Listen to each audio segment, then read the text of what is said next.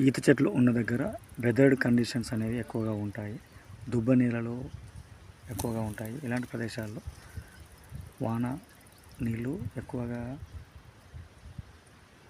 నిల్వ ఉండే ప్రదేశాలు ఎక్కువగా ఉంటాయి. అందువల్ల ఈత చెట్ల ఉన్న దగ్గర నీళ్ళు ఎక్కువగా పడుతుంటాయి. తక్కువ లోతులో ఎక్కువ వాటర్ వచ్చే అవకాశం ఉంటుంది. కానీ అక్కడ మరి ఎంత లోతులో ఉంది అనేది తెలుసుకోవాలనుకుంటే మనం భూభౌతిక పరీక్షలు నిర్వహించాల్సిందే.